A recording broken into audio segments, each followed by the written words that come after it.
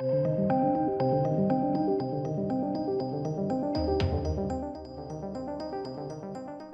I haven't spoken much about the Lord of the Rings of Power. Like I've done some videos, like of course.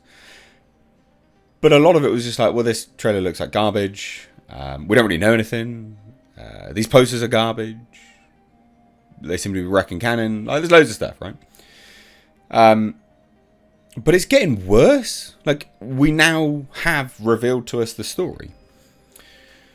And it's probably the most uninspired story they could give us. Do you want to know what it is, ladies and gents? Sauron's returned. We must team up. Oh, it sounds an awful lot like the Fellowship of the Ring, doesn't it? Sounds an awful lot like the Fellowship of the Ring. Sounds a lot like those movies we've already seen. Sauron's back. Wah! We must form a fellowship. Unite dwarfs and elves and men. Oh, I can't laugh too much. I'll cough. I'm recovering from the Rona. I mean, it just sounds... You could go anywhere with this world.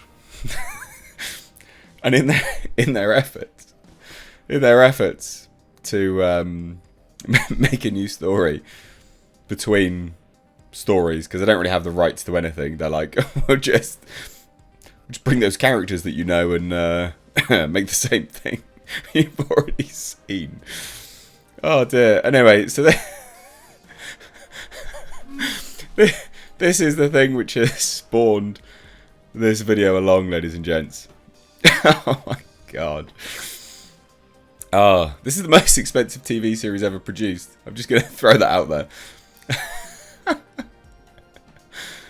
Prime Video's debuted a pair of promo posters and a new TV spot for The Lord of the Rings of Power. And the latter teases an uneasy alliance between the elves and dwarves of Middle-earth. I distinctly remember that in Fellowship of the Ring. And what say you? What spawned this uneasy alliance? Well, they must team up because Sauron's back. Sounds like the Fellowship of the Ring, doesn't it? As its premiere date draws near, Prime Video has released a new TV spot and a pair of promo posters. So let's take a look.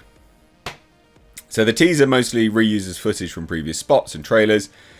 There are a few new shots in there as the elves and dwarves of Middle-earth embark on an uneasy alliance, a fellowship you may say, in an effort to stand up against Sauron's forces. Do you see what I mean? It's just embarrassing. It is genuinely embarrassing. I would be ashamed of myself working on that show. And if you know anything about the showrunners behind it, they've been given the keys to the biggest TV show of all time, having literally no credits or very little credits. Can we please stop giving massive franchises, be it a movie, a TV show, to essentially immature fools of the industry? Because that's what they are. They've got no experience. Now, I'm all for giving people a shot, but not the biggest franchise of all time. You know? Not the biggest TV show of all time, should I say. This is the biggest budget for a TV show ever. Probably best to give that to someone a little bit more seasoned. And I think it's embarrassing when the likes of Raised by Wolves, right, which admittedly sort of stumbled a little bit in its first season, but was very good season 2, quite, high concept sci-fi, had Ridley Scott's name behind it. Again, not someone who's has a up and down track record, but that just gets canned. Didn't have a huge budget, and then The Lord of the Rings of Power comes along, get two no-name fools that literally have no idea what they're talking about, and just like inclusion, representation, diversity, who very clearly, just because of that, don't understand, the sort of ethos behind the creation of Lord of the Rings. It was meant as a European fairy tale to give like British people a fairy tale. That is literally what it was designed for, created for. And it wasn't supposed to represent anything. Like, Tolkien's renowned for saying anything that you compare this with in everyday life is purely inconsequential. It's not what I intended. He's gone on record and said that. But no, we must represent. But we'll give this huge franchise the two plebs. What a joke. And all they come up with is essentially the Fellowship Redux. So of course, both of these races harbour a deep mistrust for the other by the events of J.R.R. Tolkien's beloved novels, which we can't explore. So we know things don't exactly work out. The posters, meanwhile, focus on one of the few characters fans will be familiar with, Galadriel. But it's not even Galadriel. Played by Cate Blanchett in Jackson's films, Welsh actress Morpha Clark will take on the role of this younger incarnation of the Elven warrior. She was never a warrior at all, who is set up to play a pivotal part in this prequel tale as she attempts to prevent the return of the Dark Lord and the spread of evil across Middle-earth. That's not what she did. Making it up. Anyway, let's watch this garbage. And it is garbage. I stand by that. Let me just turn this up here. Skies are strange. The moment we feared is here. Sauron has returned. That's it. Sauron's returned, ladies and gents. Eminem.